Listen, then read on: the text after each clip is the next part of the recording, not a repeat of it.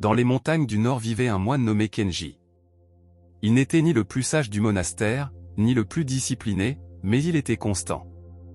Chaque matin, il se levait avant l'aube, méditait, balayait le jardin, étudiait les sutras, accueillait les visiteurs. Il accomplissait tout ce qu'on attendait de lui. Et pourtant, quelque chose en lui commença peu à peu à s'éteindre. Cela ne se produisit pas un jour précis. Il n'y eut ni perte ni tragédie. Simplement, avec le temps, chaque geste commença à se vider de son sens.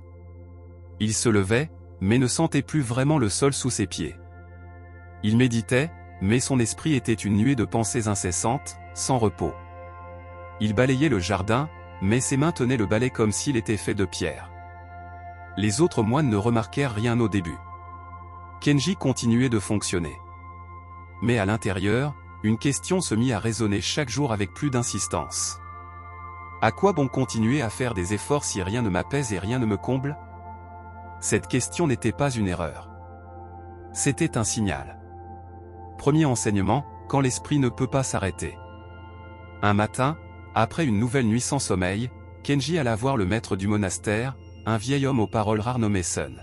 « Maître, dit Kenji d'une voix brisée, mon esprit ne s'arrête jamais. J'essaie de méditer et je ne trouve que du bruit. J'essaie de respirer et je sens un poids dans la poitrine. J'ai passé 1000 fois en revue ce que j'ai mal fait, ce que j'ai oublié, ce que je devrais changer. Mais plus je pense, plus je me sens perdu. » Le maître Sun ne répondit pas immédiatement. Il marcha jusqu'à un petit bassin dans le jardin et resta un moment à regarder l'eau. « Vois-tu ce bassin » demanda-t-il enfin. « Quand le vent souffle sans cesse, l'eau s'agite et l'on ne peut pas voir le fond. Peu importe combien tu regardes, la surface reste troublée. Sais-tu comment l'eau s'apaise ? » « Quand le vent s'arrête, répondit Kenji, perplexe. « Non. Le vent souffle quand il le veut. L'eau s'apaise quand nous cessons de la remuer nous-mêmes. » Kenji fronça les sourcils. « Mais maître, je ne remue rien. J'essaie seulement de comprendre ce qui m'arrive. » Sun le regarda avec douceur. Un esprit anxieux est un esprit qui ne peut pas s'arrêter. Un esprit dépressif est un esprit qui s'est épuisé à chercher sans trouver. Ils ne sont pas brisés, Kenji. Ils sont saturés. Saturés de questions sans réponse, de décisions permanentes, d'efforts incessants pour aller mieux. Le maître s'assit près du bassin et fit signe à Kenji de faire de même. « Tu ne résoudras rien aujourd'hui, dit-il. Tu n'as rien à comprendre maintenant. Assieds-toi simplement. Et quand ton esprit se mettra à courir, ne le poursuis pas, observe seulement qu'il court. C'est tout. » Kenji s'assit. Son esprit continuait de courir. Mais pour la première fois depuis des mois, il n'essaya pas de l'arrêter. Il le laissa courir. Et dans ce simple geste, quelque chose se desserra. Cela ne disparut pas, mais cela pesa un peu moins. Deuxième enseignement, le corps parle avant l'esprit. Les semaines passèrent. Kenji resta au monastère, mais avec une conscience nouvelle. Il commença à voir ce qu'il n'avait jamais vu auparavant, son corps avait crié bien avant que son esprit ne comprenne. La poitrine serrée au réveil. Le souffle court sans raison apparente. L'estomac fermé, incapable d'accueillir la nourriture. Une fatigue qui ne disparaissait pas, même après le sommeil. Tout cela était là depuis longtemps, bien avant qu'il ne puisse mettre des mots comme anxiété ou dépression sur ce qu'il vivait. Un jour, alors qu'il travaillait au potager, Kenji sentit ses jambes trembler. Il n'avait pas fourni d'efforts particuliers. Son corps refusait simplement de le porter davantage. Il s'assit sur la terre, les mains posées au sol, respirant difficilement. Le maître Sun passa par là et s'arrêta. « Le corps arrive toujours avant l'esprit, dit-il sans que Kenji n'ait posé de questions. Avant la tristesse claire, avant la peur définie, le corps donnait déjà des signaux. Mais on n'apprend à personne à les écouter. « Que suis-je censé faire, maître ?» demanda Kenji, frustré. « Je ne peux pas contrôler ce que ressent mon corps. » Justement. Tu ne peux pas le contrôler. Mais tu peux cesser de lutter contre lui. Sun s'assit à côté de Kenji, sur la terre. Le corps ne comprend pas les discours intérieurs. Il comprend la charge. Quand la charge est constante, il s'adapte, se durcit, tient bon, jusqu'au jour où il n'y arrive plus. Tu n'as pas échoué, Kenji. Ton corps a simplement porté trop longtemps, sans jamais recevoir la permission de lâcher. Kenji sentit quelque chose se desserrer dans sa poitrine. Ce n'était pas du soulagement. C'était de la reconnaissance. Alors, que dois-je faire ? Murmura-t-il. Rien d'extraordinaire. Cesse simplement de lui exiger de changer immédiatement. Quand le corps se sent vu, quand on ne le pousse plus à aller mieux, quelque chose commence à se relâcher. Non pas parce que tout s'améliore, mais parce que la lutte s'arrête. Kenji resta assis longtemps sur la terre. Il ne médita pas. Il ne respira pas profondément. Il resta simplement là, avec son corps fatigué, sans lui demander d'être différent. Et pour la première fois depuis des mois, son corps cessa de lui sembler être un ennemi. Troisième enseignement, la sécurité qui permet de grandir. L'automne arriva au monastère. Les feuilles tombaient lentement, recouvrant le jardin que Kenji balayait chaque matin. Mais désormais, il balayait autrement. Plus lentement. Sans urgence. Un après-midi, le maître Sun l'appela dans sa chambre. À l'intérieur se trouvait une petite plante dans un pot. « Regarde cette plante, dit Sun. De quoi a-t-elle besoin pour grandir ? D'eau, de lumière, de terre, répondit Kenji. Oui.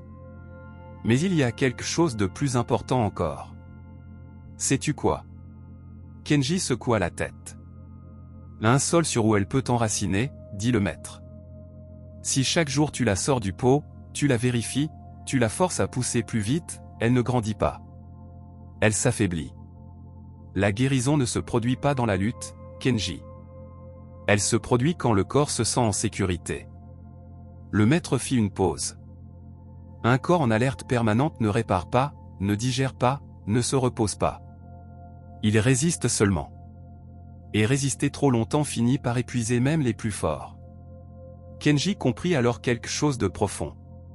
Pendant des années, il avait vécu comme si chaque jour était une bataille. Se lever était un effort.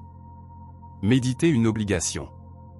Respirer un rappel qu'il n'allait toujours pas bien. Maître, demanda Kenji, comment crée-t-on cette sécurité ? On ne la crée pas, répondit Sun. On cesse simplement de la détruire. Moins de pression. Moins d'urgence. Moins d'exigences silencieuses. Non pas comme une récompense, mais comme une nécessité biologique. Quand l'environnement devient plus habitable, quand l'esprit cesse de surveiller chaque instant, le corps reçoit un nouveau message, il n'est plus nécessaire de se défendre. Ce soir-là, Kenji n'essaya pas de méditer. Il n'essaya pas d'aller mieux. Il s'assit simplement dans sa chambre, en silence, laissant le temps passer. Sans hâte. Sans promesse. Et le corps, lentement, commença à se réorganiser de lui-même. Quatrième enseignement, des pratiques accessibles, pas des exigences. Avec le temps, Kenji commença à percevoir de petits changements. Rien de spectaculaire. Il ne se réveillait pas guéri. Mais certains jours, respirer devenait un peu plus facile. Certains jours, le poids dans sa poitrine était moins dense. Un jour, alors qu'il se promenait dans la forêt proche du monastère, il rencontra un jeune moine nommé Taro, assis au pied d'un arbre, en pleurs. « Que se passe-t-il » demanda Kenji. « Je n'y arrive pas » répondit Taro entre deux sanglots. Le maître dit que je dois méditer, que je dois respirer profondément, que je dois bouger. Mais quand j'essaie, mon esprit s'emballe encore plus. Quand je m'assois pour méditer, je n'ai qu'une sensation, celle d'échouer. Kenji s'assit à côté de lui. « Je sais ce que tu ressens, dit-il doucement. Mais laisse-moi te dire quelque chose que j'ai appris. Méditer, ce n'est pas vider l'esprit. C'est s'asseoir sans chercher à améliorer quoi que ce soit. Sans observer les pensées, sans corriger les émotions. Juste rester, aussi longtemps que possible, sans fuir. Parfois, cela ne dure que 30 secondes. Et c'est suffisant. » Taro le regarda, surpris. « Juste 30 secondes ? » « Oui. Le mouvement non plus ne commence ni par la force ni par des objectifs. Il commence par un geste qui ne demande aucune performance. Marcher lentement. S'étirer sans chercher à progresser. Bouger le corps simplement pour lui dire « Tu n'es pas prisonnier ». Kenji prit une profonde inspiration. La respiration, dans ce contexte, n'est pas une technique. C'est un contact. Respirer profondément, non pour se calmer, mais pour sentir que tu es encore là, que le corps est toujours présent, que tout n'est pas perdu.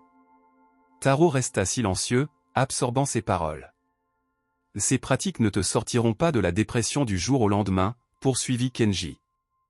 Leur fonction est plus humble, et plus essentielle, créer de petits moments où le corps ne lutte pas. Des moments où l'on n'exige ni sens, ni motivation, ni espoir. Juste assez de présence pour que rien ne s'enfonce davantage. Taro acquiesça lentement. Ils restèrent assis côte à côte, sans rien dire de plus, simplement à respirer. 5e enseignement, cesser de lutter contre l'expérience. L'hiver arriva. Le monastère se couvrit de neige. Le silence devint plus profond, le froid plus pénétrant. Mais Kenji ne percevait plus l'hiver comme une menace. C'était simplement l'hiver. Un matin, le maître Sun le fit de nouveau appeler. « Et Kenji, dis-moi, comment t'es-tu traité ces derniers mois ?» Kenji réfléchit un instant. « Au début, dit-il, je me forçais. Je m'exigeais d'aller mieux. Je me reprochais de ne pas avancer plus vite. Je me comparais aux autres moines, qui semblaient plus sereins, plus présents. Mais maintenant, j'essaie autre chose. » « Que essaies-tu ? » « De ne plus traiter l'inconfort comme un ennemi. » Le maître sourit. « C'est l'enseignement le plus difficile de tous, dit-il. La dépression ne demande pas toujours de l'action, parfois, elle demande une pause. L'anxiété ne demande pas toujours du contrôle, parfois, elle demande de la contenance. Quand nous essayons de sortir trop vite de ce qui fait mal, le corps comprend que ressentir est dangereux. Alors il se referme davantage. » Kenji acquiesça. « Mais lorsque nous cessons de lutter contre l'expérience, poursuivit le maître, même si elle reste inconfortable, quelque chose change. Tout ne s'améliore pas, rien ne s'illumine soudain. Mais le corps ne se sent plus seul dans ce qu'il traverse. »« Et est-ce suffisant ?» demanda Kenji. « Ce n'est pas abandonner, » répondit Sun. « C'est s'accompagner soi-même. Et quand quelqu'un cesse de s'abandonner intérieurement, même si la douleur demeure, elle ne pèse plus de la même façon. C'est là que commence autre chose. Pas une solution, pas une sortie rapide. Une relation plus habitable avec sa propre expérience. » Kenji sentit une émotion profonde monter dans sa poitrine. Ce n'était pas de la joie. C'était quelque chose de plus simple et de plus vrai, le respect de soi. 6e enseignement, tu ne t'es pas brisé, tu t'es épuisé. Une année passa. Kenji était toujours au monastère. Certains jours étaient plus difficiles que d'autres. Certains jours, l'anxiété revenait comme une vague. Certains jours, la dépression l'enveloppait comme un brouillard épais. Mais quelque chose avait changé. Kenji ne croyait plus qu'il était cassé. Un après-midi de printemps, tandis que le jardin refleurissait, un visiteur arriva au monastère. C'était un homme âgé, au visage fatigué, qui demanda à parler au maître Sun. « Maître, dit l'homme, je suis venu parce que j'ai entendu dire que vous enseignez comment guérir l'esprit. Je suis fatigué. Si fatigué que je ne sais même plus si je peux continuer. » Sun le regarda avec compassion. « Tu n'es pas venu pour guérir, lui dit-il. Tu es venu pour te reposer. » L'homme parut déconcerté. « N'est-ce pas la même chose ? » Non, intervint Kenji, qui écoutait à proximité. Guérir donne l'impression de réparer quelque chose de cassé. Mais peut-être que tu ne t'es pas brisé. Peut-être que tu t'es épuisé. Épuisé de porter, d'expliquer, de répondre, d'être forte alors qu'il n'y avait plus de force. L'homme se mit à pleurer. Le corps ne s'effondre pas parce qu'il est faible, poursuivit Kenji. Il s'effondre parce qu'il a appris à tenir trop longtemps, sans jamais recevoir l'autorisation de lâcher. Sun acquiesça. Sortir de l'anxiété, ce n'est pas ne plus ressentir de peur. Sortir de la dépression, ce n'est pas redevenir motivé. C'est quelque chose de plus humble et de plus difficile, cesser de se traiter comme un problème à réparer. L'homme resta silencieux, absorbant les paroles comme une terre sèche absorbe la pluie. Parfois, guérir ne signifie pas améliorer la vie, ajouta Kenji. Cela signifie la rendre à nouveau habitable. Que respirer ne fasse plus mal. Que se lever ne soit plus une bataille. Que rester avec soi-même ne soit plus une punition. Épilogue, le jour où l'on ne s'abandonne pas. Des années plus tard, Kenji devint maître à son tour. Il n'était ni le plus éloquent ni le plus illuminé. Mais il savait une chose que beaucoup de maîtres ignoraient, il connaissait le poids de l'épuisement. Un jour, un jeune moine vint le voir, les yeux rouges de larmes. « Maître Kenji, dit-il, je ne sais pas quoi faire. J'ai l'impression que je devrais être plus fort, que je devrais pouvoir supporter tout cela, mais je n'y arrive pas. » Kenji le regarda avec tendresse. « Tu n'as pas besoin d'être plus fort, lui dit-il. Tu as besoin de moins de violence intérieure. Moins d'exigences silencieuses. Moins de comparaison. Moins de jugement. Et d'un peu plus de présence, même si tu ne sais pas quoi en faire. » Le jeune moine le regarda, attendant d'autres instructions. « Peut-être qu'aujourd'hui n'est pas le jour de guérir, poursuivit Kenji. Peut-être que c'est simplement le jour de ne pas t'abandonner. Et cela, même si cela ne paraît pas grand-chose, est déjà un geste profond de vie. » Ils restèrent assis ensemble en silence. Le vent soufflait doucement entre les arbres. Les feuilles tombaient, une à une, sans hâte. Et à cet instant, sans parole, sans technique, sans promesse, ils comprirent tous deux quelque chose d'essentiel. Être vivant ne signifie pas toujours se sentir bien. Parfois, c'est simplement rester là, sans se faire davantage de mal. Et cela aussi compte. Fin. Sans hâte, sans promesse. Avec respect.